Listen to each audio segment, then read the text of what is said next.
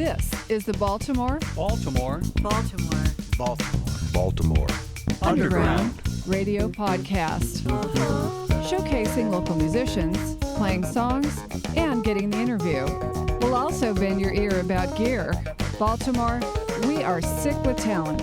Put your ears on. It's time to listen. In today's episode, Bronson Hoover interviews Nikki Lerner, a singer, songwriter, author, and culture coach. Take it away, Bronson. Rated RRR for language. Raucous, raunchy, and real. My guest today is vocalist, composer, and culture coach, Nikki Lerner.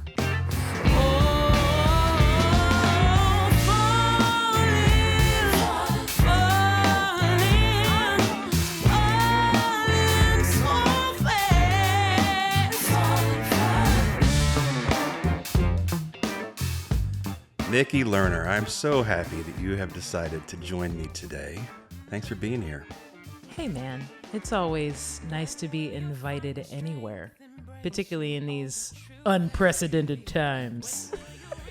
Well, you know, the thing about these unprecedented times is we got to sneak in a little recording session here in our busy schedules without even leaving the comforts of our own office. And courtesy of the Zoom, we get to see each other a little bit. Yeah. Which is not nearly as fun as the olden times when we would even get to hug each other. Yeah, the old days when we had arms. Arms. And we could use them. I miss arms. So before we dig deep into the music of Nikki Lerner, because this is a music podcast, but you are way more than music. We need to dig into a little bit of the inspiration that goes behind all this music. Sure. Nikki Lerner, you are an author, a speaker, a podcaster, a religious leader. Whether Who you said like that? term, and nobody did. I just term. added that myself. And a culture coach. And I'm someone who needs a lot of coaching, just as a general rule. Yeah, we all do. But a culture coach is a very specific thing. And can you please explain to me, what the heck is a culture coach? Yeah. See, I picked that term because that is the response I get. What the heck is a culture coach? It's marketing brilliance to do that. I get one of those every 5 years. So I will claim it. Well, you're better than me, and way better. So culture coach, I'll just describe it this way. Well, let me give you the elevator term and then I'll pull it apart. So when somebody asks me what that is, I help individuals and organizations move from monocultural to healthy multicultural in their work and in their life. And that's what I do. People who currently have worlds that are full of just people like them, I help them try to navigate how to change that to be able to live in a more diverse world culturally as it relates to ethnicity or come from or gender, whatever it is. Try to help them there. So we have coaches for everything, right? Like we have financial coaches, we have fitness coaches, we have, all of those things that are sort of have been acceptable up until this point. And yet we think that we can navigate culture by ourselves. And we decide that we either think we're good at it or we're not. And if we're good at it, we just, enjoy it in the world. And if we're not, we just say, well, that's just not for me. I'm just not good at it. But the reality is that we have to learn how to thrive cross-culturally. It's a skill. To be learned. And for some of us who've been lucky enough to have and live in diverse worlds for most of our lives, I look at it as an act of service and an act of generosity to help people who don't know what that's like and don't even know where to start to find some real tangible ways of doing that. How do you start the conversation? Usually my first question is, what do you want? What if they want barbecued ribs with a then side of hush puppies? I'm not the person for them then. I already told you I don't like to cook. That's a different coach. That's a different coach. Yeah, you don't want me as your coach teaching you how to find ribs and hush puppies. But most people think that relating cross-culturally is like rocket science. It's not. It's just practice. And so, but we always all of us have to figure out what is it we want. So when we say I want my life to be more diverse. Well, what does that mean? And usually a good question for all of us to ask ourselves, and this is a healthy question, is who's missing from our world? It's a really good question to ask. I would say every year, minimum. Ask who's missing. But if you don't know who's missing, how do you ask yourself who's missing? Well, here's the thing. People that don't know that people are missing don't call me as a culture coach because they usually don't care. Yeah, that makes sense. You know what I mean? Like if people love their monocultural worlds, and there's a lot of people who do, you're not going to reach out for a culture coach. I know someone who grew up in a really small town and knew no one outside of their monochromatic, life experience. And we were talking about racism one day, and she says, well, I'm not racist. And I said, well, I'm not accusing you of being racist. I said, but you grew up in a town where you didn't know any people of color at all. And her response was, well, there was this restaurant in town that was run by, and I forget what she said. I think it was people from Thailand. Mm-hmm. And so we knew them. And I'm like, yeah, did you have them over for dinner? Like, I don't think that totally counts, Mm-hmm.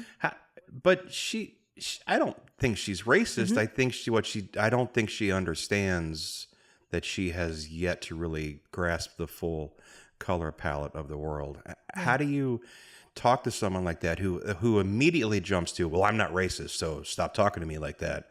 When you're just trying to say, well, there are more things, more people out there to meet. And how do you start that conversation with someone like that? Well, some of the challenging nature of the work that I do is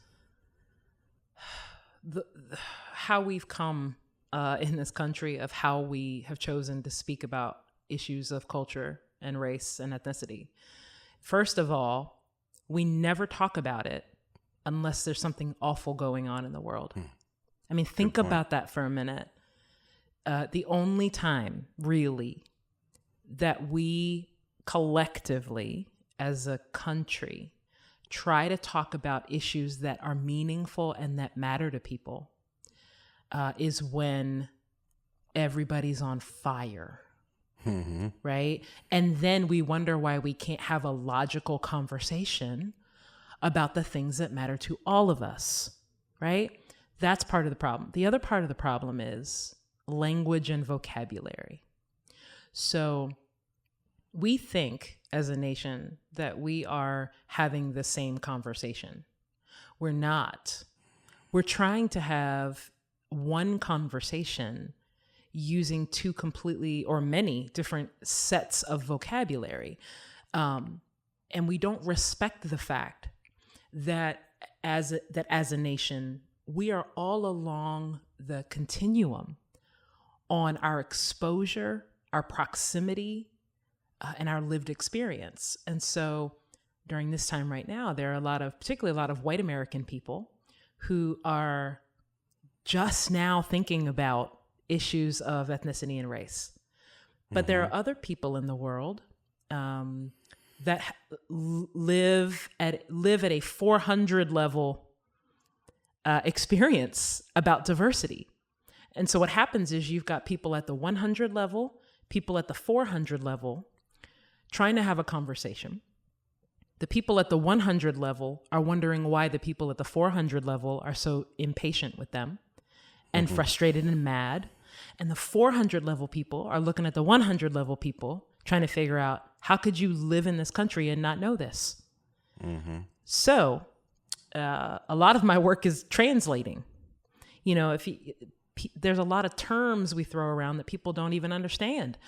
Honestly, the term racist or racism is a term for some people that's at a 400 level idea. Everybody's heard the term. Everybody kind of knows it, but we have so generously thrown that term around that nobody knows what they're talking about anymore. So whenever we're trying to have a conversation with anybody, it's really important to figure out, what do people mean by things they say? And I think we need not be afraid of that. Or if we're trying to share with someone else, like with your friend, to explain, what do we mean by that? What do we mean by racism? What do we mean by racist in this particular conversation?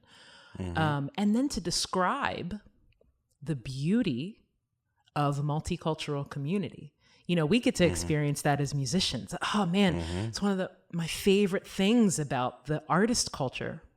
Yeah, mine too. Yeah, right. Is that we're exposed to so many different types of people and genre and style, and we end up embracing each other's culture, right?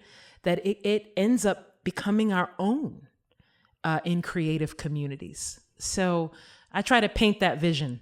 Yeah, I'm always confused when I see someone online who I know is a musician who is, I don't know, an avowed racist. Just to be totally to the other extreme, because I'm like, how can you do that? How can you show up at a gig, the drummer's black, right? You just toured with that guy. Right. You shared a hotel room with him for a month. How on earth can you be racist when you're that close to someone who's not in your culture? That's just, it's mind-boggling. Well, you know, some people, again, depending on the person, kind of have these segments in their mind where, you know, there's some people that are the good ones. Right. You know, those are the good people, or my friend Jack. You know, my drummer friend Jack, they wouldn't put Jack in the same bucket with other people that they talk about. And people groups, different people groups do this not only with other people groups, but with each other all the time. It's just inherent. I think this inherent othering in our collective world culture is the most disappointing thing, I think, probably of just humanity in general, the othering of people. How did you get to the culture coach concept? I know that, and the next topic I want to broach with you is religion, because that is I know a huge aspect to your life. Did your religious path take you to the idea of being a culture coach? It played somewhat of a role. I'll describe it this way. You know, I describe my growing up as I grew up in a tricultural family, although we were all Black people. You're going to have to explain that. I am, yes, because, and this is the beauty of this is why I love the word culture and not race, because race is limited, and it's usually code for Black people. Yeah, very true. Right? Culture. Or skin color in general. Yes, or maybe a segment of Black people. Correct. Right? So the way that my family worked is my parents were married. My dad died when I was 1, so I didn't know him, but his family was from rural Virginia. Gloucester, Virginia. So my dad's family's house is like literally in the middle of the woods. And I have these vivid memories of being a kid, driving to their house and being like, I'm going to get killed here. Right? It was like, you know, Friday the 13th kind of house in the woods. And so then my mom's family was and is very diverse. There were all kinds of people in our world, people, different races, different cultures, different physical abilities. You know, I remember my mom, my grandmother, they were all friends with people in wheelchairs in the deaf community. And I mean, just everybody. There was always somebody from the gay community as part of my mom's and, you know, family. And then my mom remarried my stepfather. My stepfather's side of the family, this is when I was 3. My stepfather's side of the family is from inner city Baltimore. 3 completely different cultures. Seriously. All coming together, sometimes under the same roof. And it was challenging. It was really challenging. I remember growing up and not feeling like I belonged anywhere, really. And that's a much longer story. Did you relate to one of those three groups the most when you were a teenager? I did. I related to my mom's side of the family the most because I think there was something inherent inside of me as well that knew that the world was full of all these really interesting kinds of people. Mm-hmm. And to be, leaning over here or leaning over here didn't feel full to me. So I call that the divine setup, by the way, for what I'm doing now. Because that was the first. Have you copyrighted that yet? I'm not yet. Just curious. Not yet. Yeah, but Ka-ching. Yeah, right. But all those things coming together, and so then I go through school. I have all these experiences. My world is diverse. The two sides of my family, the countryside and the city side, did not understand why my world was diverse. In fact, my stepfather. I distinctly remember him asking me one year before I started high school if I could increase the level of Black friends that I had because it was making him uncomfortable. Wow. That most of my friends or all of my friends were not Black. And I have a lot of stories like that being within my family. So then I go through, high school and college. And it wasn't until my husband and I, so my husband, my husband David is white. And at that point. But he's a drummer. I just have to throw that in there. Oh, he's one of the best. He's fantastic. And so because white drummers aren't 100% white. I know. I know, right? Yeah. People are always really surprised when they hear him play and then they see him. I'm like, yeah, that's right. That's right. Yeah. Yes, he has that. He's got the foot. The foot. He's got the foot. Yeah, but David and I, we had been dating, we were engaged, and we at that point we had both been going to Christian churches. I had been going to this church for about 4 years. He had been going to this other church for not too long, and we were trying to find a church together, Bronson, and we couldn't find a church where people wouldn't stare at us because we were interracial. And this was in 1998, 1999, and it was a real problem. And quite frankly, I didn't even know that multiracial churches existed. I'd never seen it. I didn't grow up in the church setting, thankfully. I was the first person in my house to start following Jesus. Was there a moment that created that? Mm-hmm. There was. Yeah. I had been befriended by the captain of the volleyball team in my high school year. And I was a freshman and I was struggling the first couple of months when I was in high school. And she befriended me. And I'm telling you, Bronson, I had never met anybody like this. It's like her name was Lori Bender. I still talk to her now. She lives in Baltimore.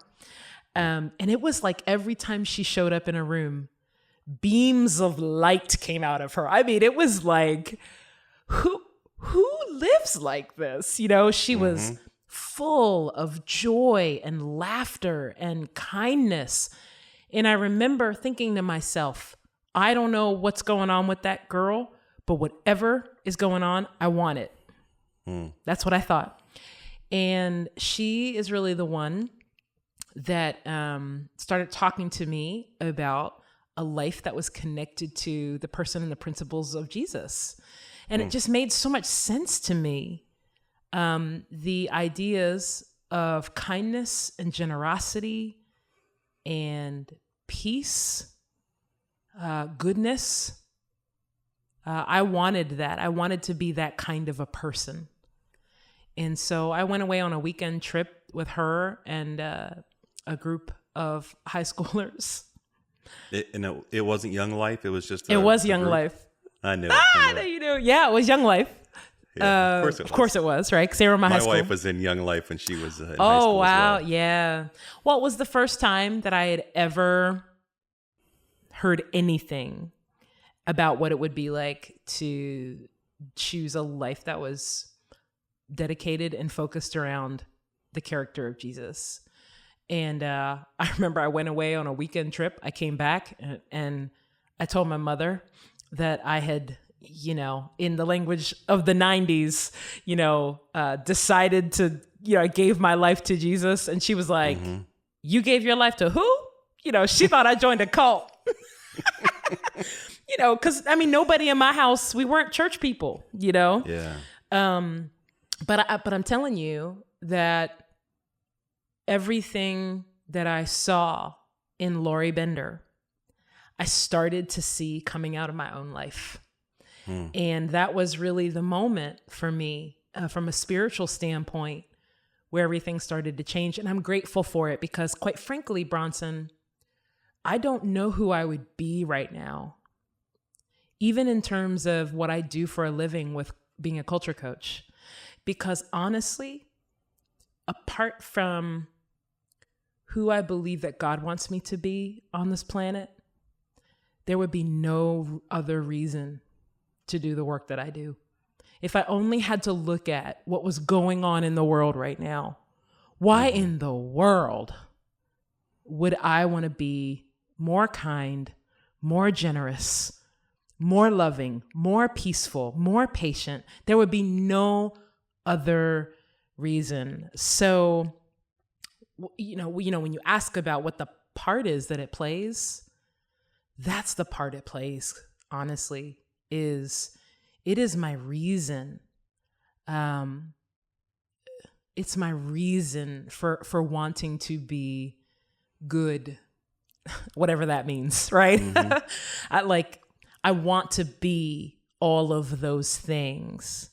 And the only reason that I have really to keep at least pursuing it when it gets hard is because that is the relationship that I have had with God, that I can extend to other people, if that makes sense. It does make sense. But I have the exact opposite coming of age story Really? than you do. Yes, the exact opposite. Do tell. So my family is all Mennonites from Lancaster County, Pennsylvania. Okay. And they're pretty, as you can imagine, religious and devout. And my parents both decided to get away from that. And they became the city cousins, so to speak, my parents. So I still have deep roots in Lancaster County, and it's a big part of who I am, that the rural connection, that the spirituality and all that. However, when I was 15, I was working as a barback at the Knights of Columbus, and I saw a lot of Christians who were doing the opposite of the things you just talked about. And even though we were going to church throughout my entire childhood, it was at that moment that I was like, wait a minute, I think I can do all those things you just said. I can be a nice guy. I can have light and joy and do all those things without having an external pressure to cause me to do that. And so I made the very conscious switch at the age of 15 to become, you're going to love this term, an evangelical atheist. Ooh, That's I've never heard that term before. Nope, I made it up. I'm going to copyright what is that that? one. So I am more than happy to have the religious conversation with anyone to express to them why I believe atheism is the way to go and the way for a society that loves each other. Yeah. I think we can love each other without having an external pressure. Yeah. That being said, I love you, Nikki. I have for years. Well, here's the thing is that I agree with you, because I do believe that inherent in human beings is some of what we just talked about. I do believe that. Yeah. And call it what you will. I do believe that we have that within us to do that. And everyone, we're all so different. Every person is different. Everyone has different drivers, different motivators, different pressure points. I would personally never join the military, but for some people, joining the military is what saves them from whatever is going on in their lives. And I totally understand that and appreciate that. Some people, going to church every Sunday and being religious is something that helps keep them even keel. Yeah. Or whatever it is, helps them find a reason to get up in the morning sometimes. Yeah. So even though, and you're going to love this. I love talking to you. Even though I consider myself an evangelical atheist, for the past 7 years, I have been a very active member of a Unitarian church. Yeah, that's why I was very curious to hear you say this evangelical atheism. Because the thing about that is, my wife was raised Catholic, which is funny because it was the Catholics who turned me into an atheist. But she was raised Catholic, and even though she's not super religious, she really felt that. She feels that deeply. When she got out of college, she went to live in Peru for 2 years to work for the Catholic Church. She wasn't necessarily a missionary. She was more, there to like help the people in this little community she was living in. Even though it was Catholic Church, it wasn't like, here's dinner, here's the Bible. You know what I mean? It wasn't one of those. Yeah. Which I do have a problem with, so I'm glad I'm glad it wasn't one of those. But she needed a spiritual home, and I'm still very spiritual. I'm all about.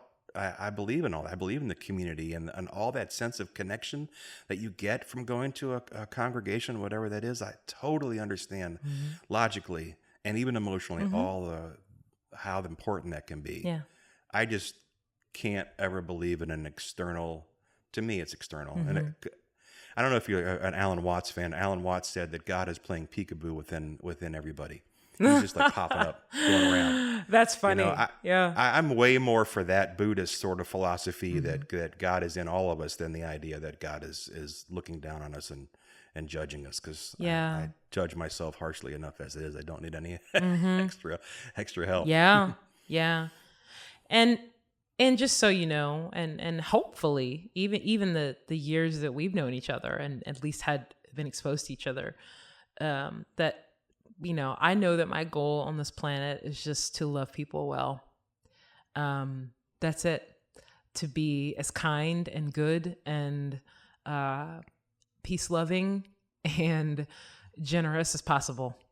And I feel like if that's the way that I'm able to interact with people and live my life, that it's a good life. And I will feel like I have lived well. And that's my focus. And it's a beautiful focus. Believing in the power of love overall. Yeah. Which also just so happens to be my next segue.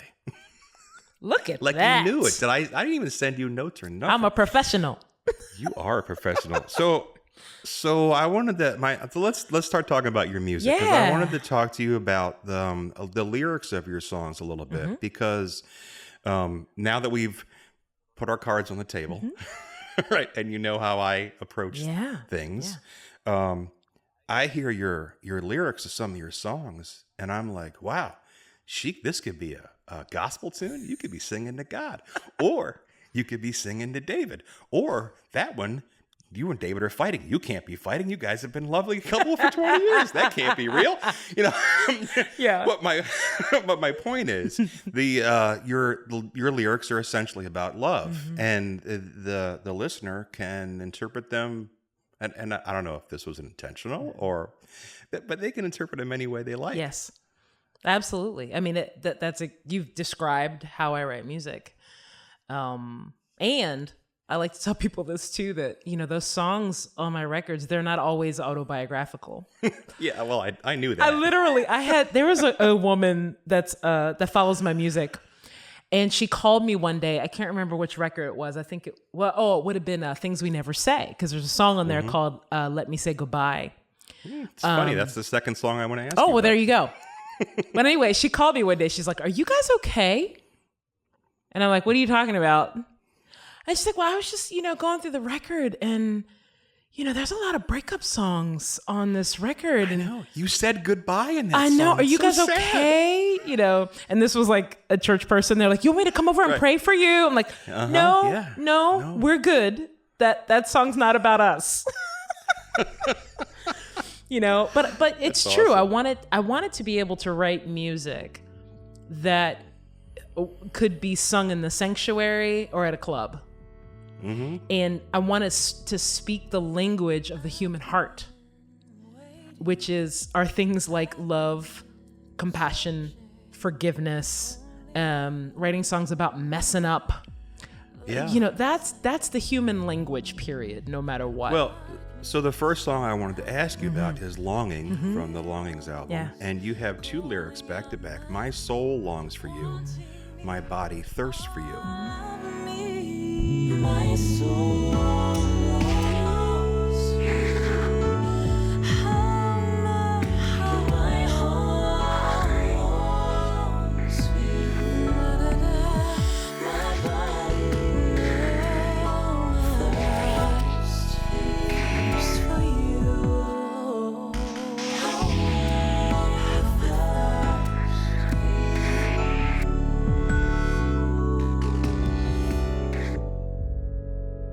And I heard those lyrics and I'm like, oh, my soul. Oh, that's Nikki being religious. And then my body thirsts. Well, that sounds sexy. You know what I mean? I'm like, that's not. yes. Yes. It's a beautiful song. Thank you. The quality of the production on that song, it's so creative. It's got this sort of a Seal vibe to it in some ways. Mm-hmm. It's like there's just a lot of production. And what's the process with you guys? Who's coming up with that stuff? Like, how are you doing that? It's the invisible fifth member of the band. Who is that? Kevin Gutierrez of Okay. Assembly Line Studios. He is the fifth member of the band, if you will. Kevin has produced all of my records. And usually our process has kind of gone in a nutshell like this. Hey, Kevin, I want to make a new record. He's like, cool. Tell me what you want to do. I don't know yet. I need you to help me. Okay, cool. He's like, send me some stuff. I'm like, okay, cool. I send him a bunch of really crappy demos and he comes back to me and says, these songs are great, but we need to do something with them. And this is where we usually start to have the challenge. Because some of my songs that are usually ballady, quite frankly, he's the one person in my life that will look at me and kind of say, that's not good enough. Your listener's going to get bored. Like, you're a great singer and that's not the problem. The problem is that we have to design a record with the end user in mind, right? The end listener, not necessarily just me. Because a lot of those songs, like Longing, was a piano vocal. That's it. And he's the one that was like, what if we did this to it? Or let's listen to some sounds or, that kind of thing. We even had the discussion about whether this song sounds like it's about sex or it's about, a soul longing spirit, right? Spirit. Yeah. But really, that's the process. Kevin, okay, most of Kevin's work is death metal. Awesome. That's just awesome. It's death metal. So I tease him all the time because I'm like, you do death metal and my records. Yeah. Right? So all of that ear candy and stuff that you hear, a lot of that is like Kevin's musical world, which is different than my kind of vibey, jazzy kind of world. But when they come together, it just has this really interesting sound to it. And he's been able to help me really create some fun, beautiful things out of some of these songs that were just piano vocals. How did you meet him? So I've known Kevin over 20 years. I mean, David and I have been, probably almost 25 years, because David and I knew Kevin before we were married. So we met Kevin through another local guy John Grant of Secret Sound Studios in Baltimore. I used to sing in a band, like a vocal group back in the day in the 90s. And our records were done at Secret Sound. Kevin was an intern at Secret Sound and used to come and run some of our live shows. And then we found out that he had a studio of his own. And so David and I, as we were becoming friends with Kevin, started kind of hanging out with Kevin. And it just turned out where I started doing all of my solo records with him. Did he do the bass track on that song, Longing? It's clearly a keyboard part. It is a keyboard part. No, somebody else did that. Actually, I think that was done by my current keyboard band member, Stephen Waddy. I believe Stephen did that. Stephen is tasty. Dude. Stephen is, man. Stephen plays, he's just got such a unique sound to him. I don't know if you're familiar with Bill Lawrence at all. Keyboard player, he's fantastic. Bill Lawrence is the only person that Stephen reminds me of, kind of because Stephen's background was in classical music. And then at some point, I think when he was in his early 20s, he started messing around with jazz and black gospel. And so the two of those things melded together have created this really interesting. Sometimes he plays Bronson and I feel like he sounds like Debussy. Like hit the sounds, the clusters of things he creates. So you brought up Bill Lawrence and he plays with Snarky Puppy. Yes. So you have to tell our audience about your connection, your family member card. Do you have the member card itself as like a physical card that says member of Snarky Puppy? No, that's how close we are. I don't need it. You don't even need one. Tell us how you met today's hottest jazz, I don't know, fusion, whatever the heck you want to call them group. How do you meet these guys? Well, funny, we met them before they were the hottest, jazz fusion. That's usually how you meet people, right? You knew. Yeah, I mean, back in the day, when they were touring and doing tiny clubs, I'd led this great group of creative people in a faith community. And so every time Snarky would come to town, my band guys in the church, we would be like, Snarky's in town, we need to go. One day, I'm watching the DVD that went along with the record, Tell Your Friends. And Michael League is on there talking about how they do clinics and all this stuff. And so, of course, I'm a leader of this group and I'm thinking, oh my gosh, what if I could get Snarky to come and do a clinic from my band guys, right? Like I'm thinking I'll be leader of the year, right? Like this thing. So anyway. And Michael League is the bass player and leader of Snarky Puppy. Yes. Fantastic bass player too.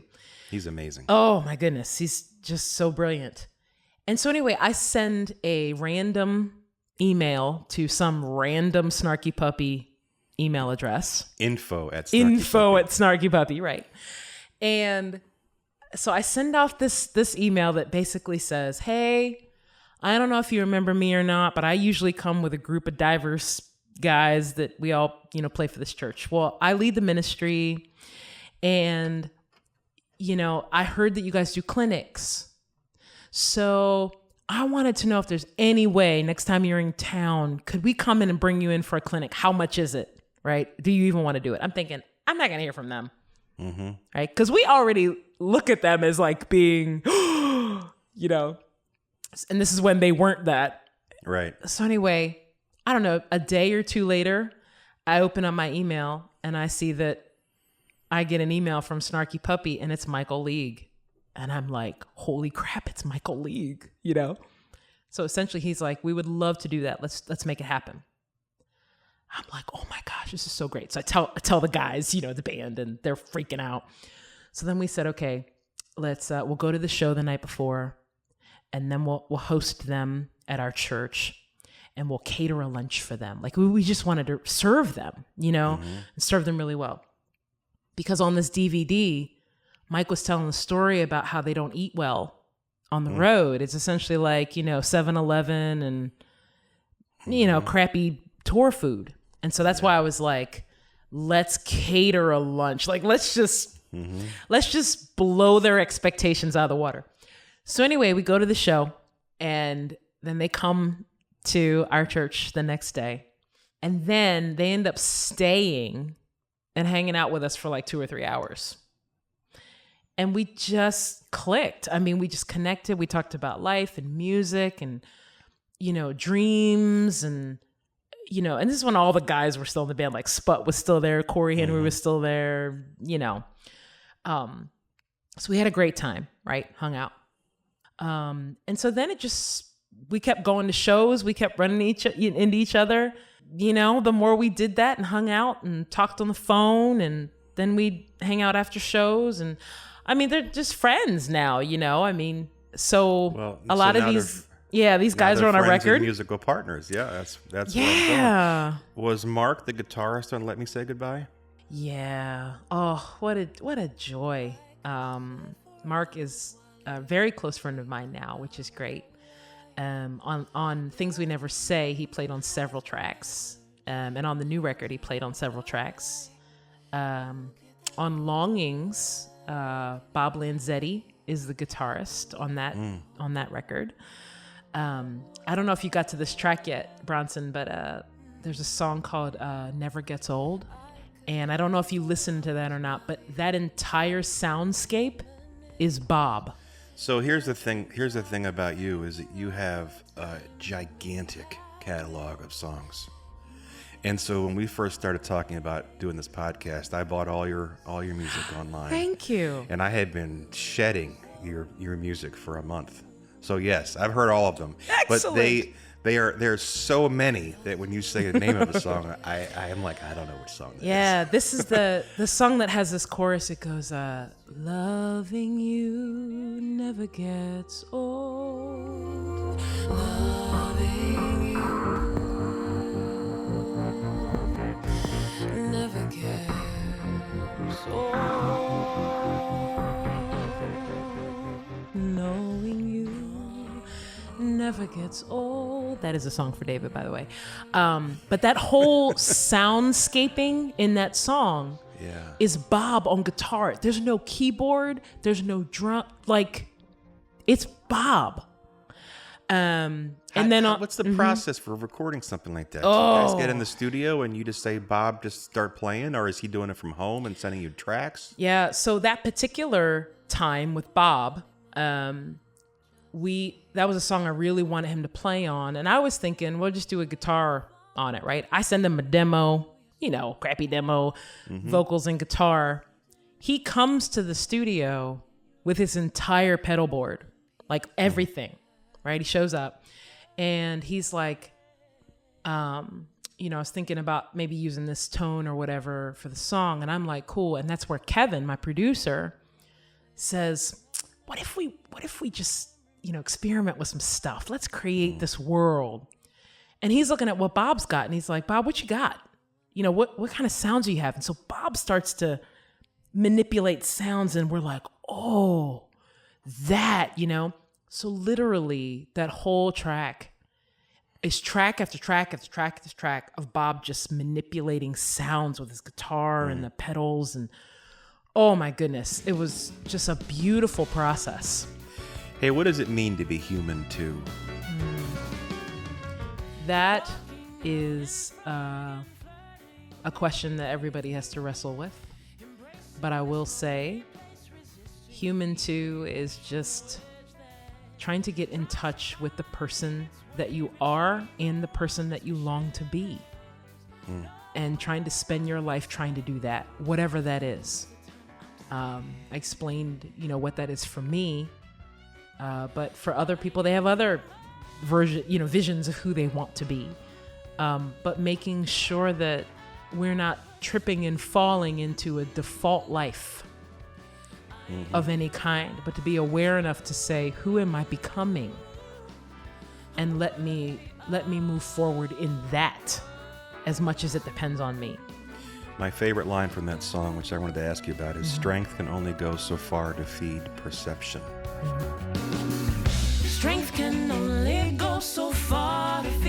your perception. It lies to you, it blinds your eyes, hides all my imperfections. I remember when I wrote Human 2, I was in a place as a leader in a faith community where I was frustrated with, and just to be clear, the church I was leading was very progressive. But this idea of holding people to standards that they cannot attain.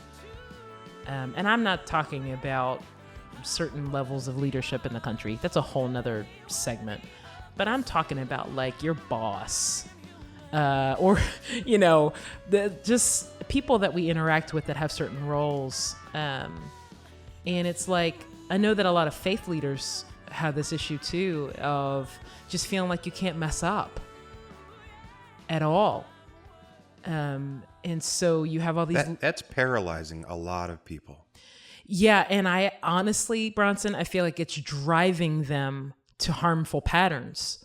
So when you see a leader, particularly in a faith community or something like that, fall, or have these, you know, like, oh, he was, you know, he killed himself. We didn't know. Yeah, you knew. You did know. You just wanted him or her to be something for you because you thought they were different than you. Right? You forgot that they're actually a human being. Just because they do religious work doesn't mean they don't have the same needs that everybody else has. And so it can drive them to things, and it's paralyzing to feel like you can't mess up, you can't explore, you can't change your mind about something, any of those things. And so I was having a moment like that.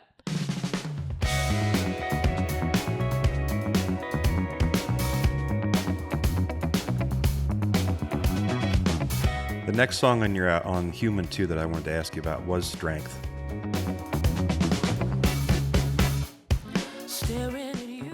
Two big questions. One is, what are you moving on from?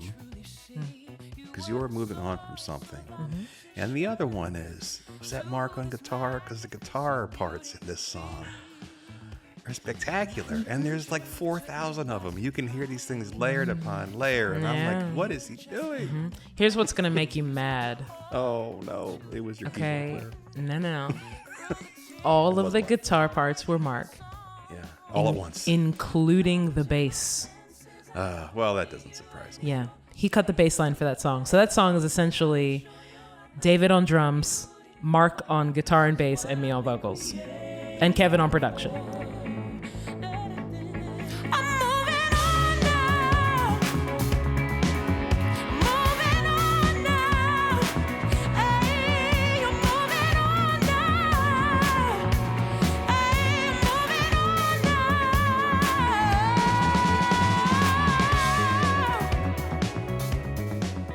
Yeah, that song, I'm moving on from thoughts that keep me essentially in chains.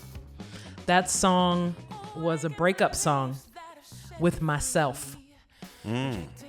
It was a breakup song with patterns of thinking. I wrote this song several years ago when I felt like I was having an emergence in some form as a person. I felt like I was coming out of a cocoon. And so I decided to write a breakup song with old ways of thinking. I've come to my senses. I don't need you anymore. Strength's in your place and will kindly show you out the door. Beauty, purpose, it's what I've been created for. I'm moving on. The breakup, did it happen quickly? Because you also say truth took me by surprise. So was it like a moment that caused that breakup? Was it an aha moment?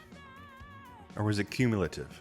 I think it was cumulative, but I had been very intentional about doing my own work to work through some of the fogginess I was finding in my head. And it really started, I'm the taping of this podcast, I'm 44. And I really think it started happening between 38 and 39, where I was just unsettled about, I felt like I had, even though I wasn't trying to be intentional about who I was, I felt like there was a whole piece of me that was missing. The end of that song, you do something with the reverb there that is just spectacular. Do you know what I'm talking about? I do. It's clear in my mind. Beauty and purpose.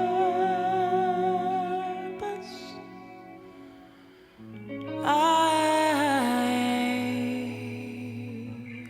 have been created. My strength. My strength. Yeah, so it's a technique that we've used before in different ways on some songs, because these songs are so produced, right, for the listening experience. At the end of that tune in particular, we wanted it to come from being in your head and all these thoughts, and it's like a train moving, right? It's real upbeat, to slowing it down, and it takes your ear back to the vocal, which is where it all began, because it's really about the experience of that person that's singing and hopefully that's listening. And so we take all of that stuff and little by little by little by little close it in until that last line, you got nothing but authentic, vulnerable, dry, raw voice and guitar. Everything is stripped away. Yeah. Because that's the point of the song. Is like, it's about me. And just the technique alone, if someone's not a nerd like I am and listening for those kinds of things, they feel that. There's no doubt, because you're right. Your use of reverb on all your tracks are nice. Thanks. You use more reverb, bigger reverb than most of the stuff that I am involved with would use, right? One of those songs, which song? Oh, Let Me Say Goodbye. I wrote a note on that the reverb on the guitar sounded like Stanley Jordan, because Stanley Jordan had this reverb back in the 80s and 90s. That's what it sounded like to me. So you use that, but then at the end of Strength, it gets smaller and smaller, and I was like, oh my God. Nikki is like whispering in my ear. A minute ago, she was in this cavernous space, and now she's whispering in my ear, and it felt really personal. Yes, that right there. We have used that word. We have used that word in the studio. Well, you succeeded, because I could not miss that. It was beautiful. Thank you for that. It means so much. Let me just tell you, to have someone like you listen to tracks and catch stuff like that, because most of the people that are listening to my records, Friends are and fans, and they're not that that educated on how to listen to that stuff, right? Right. But that's the stuff that we, you and I live for. Oh, I love that right? stuff. If you're a music head, you love that stuff. Love it. So what's next? Is there a new album in the works? There is, so I'll say it like this. There's not another full-blown record in the works just yet. We released this new one in 2020, so we haven't even been able to play it. Right. So there's that. I am working on a very niche EP for people in faith community. Okay. Because there's a contingent of people that listen to me that are always asking me, like, is this a worship record? Right. I'm like, no, it's not a worship record. I used to have people ask. It could be if you wanted it. It could be if you wanted to be, right? Yeah. So Kevin and I are working on an EP that is 3 songs. It's continuous. So you're supposed to listen to it from beginning to end. It's about 15 minutes. Nice. And the point of it is for meditation and reflection. But the way we're approaching it is in the with a nod to Jojo Mayer and Nerve. So drum and bass kind of sounds. Yeah. Because I'm like, I want to make the worship record I'd listen to, because I don't listen to other stuff. So I'm excited about that. I'll send you a little snippet through email so you can kind of see where I'm going. So we are working on that. And really, honestly, Bronson, probably like you, I'm just itching to play music. I don't want to play my new record on Facebook Live. I'm not doing that. You know, I want to play, and I miss it so much. So I didn't realize, and I don't play full time. It's not my bread and butter. But I didn't realize until the pandemic how much I need the community aspect of playing. Yeah. And I don't even mean the hang off stage. I love all the people I play with. Sure. You know, love them. But what I miss is musical interludes, musical conversations. I miss that. And especially in the jazz world, when you play something and they play it back, or you know, they hear you when you're we watch Soul as a family. I haven't seen it. Soul yet? I haven't seen it yet. Oh, you have to watch it. There is a scene where the piano player, played by Jamie Foxx, he does the voice, but the piano itself is played by John Baptiste. He's an amazing. Oh my God, he has a new album with Corey Wong called Meditations, which you haven't heard yet. You need to listen to. So the piano player is playing a solo or something, and he goes to what they call in the movie as the zone, which is this really beautiful graphical world where he's like floating through space, and there's colors floating around him and everything, and his eyes are closed, and he's feeling. You don't even have to listen to it. You can feel it visually. You can feel his joy and his emotions. And my wife turned to me and she goes, "Is that what it feels like?" And I looked at her and I was like, "Yeah, pretty damn close." Yeah. And that's the thing that we miss. I mean, sure, I played a whole number of solo piano house concerts on Facebook Live for different groups for the past year. I don't mind doing it. I just don't. It's not me. Like, I need to play with somebody. Otherwise, it's masturbation. You know, it's just not. It's not the same. I know. You know? And I think what people don't always understand, that aren't music people, don't understand that there's an intangible energy and connection when you're in the same place or playing for people, and you can hear, you know, sighs and laughter and, you know, connection and just all of that. There's all of that happening, human connection, when you're making music, sharing music, that you just can't get digitally. I mean, you can't. There's vibrations in the room, and so so you haven't done any Facebook Live type things since it started? No, not really. Not with my band. I mean, I've done like, "Hey, it's me and a keyboard. Let me sing a song for you." Yeah. You know, but like, it always sounds bad, and you know, it's just like it feels like more clutter. So I don't know. I might also be overthinking it, quite frankly, and a little stubborn. When it comes to that, but hey, well, that's a sign of a true artist, being stubborn and overly critical of yourself. Pretty much. Those are two things that I have in buckets. Yeah, pretty much. Well, Nikki, I could talk to you for days. That would be fun. And when this whole thing is over, we're going to use our arms and we're going to hug each other. Now, unfortunately, I have to edit this audio down into something that's palatable. Ooh. So let's not Good talk luck. for hours. Yes. Yes. So I have to let you go. All right. I know. It's just so been nice to see you. Oh, you too. It's been so nice to just talk music with somebody who gets it. Likewise. And I appreciate that I get to be in that classification. Absolutely. Yeah. Thanks so much. So nice to see you. You bet, man. You keep living the good life, all right? You too. For more information on Nikki Lerner, you can visit her website at nikkilerner.com. That's NIKKILERNER.com. As always, you can check me out at bronsonhoover.com or dnbstudios.com, or send us a message at burp.media. So many links, so little time. Hope you guys have a great day. Take care.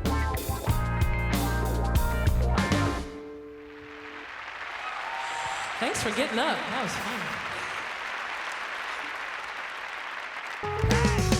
The Baltimore Underground Radio Podcast is brought to you by Burp Media. That was a good one. We invite you to become a supporter at patreon.com/burpmedia. Supporters will have access to our online VIP room, which will include stories, photos, and interview extras, and bits from the cutting room floor. If you would like to become an official sponsor, contact us via our website at burp.media.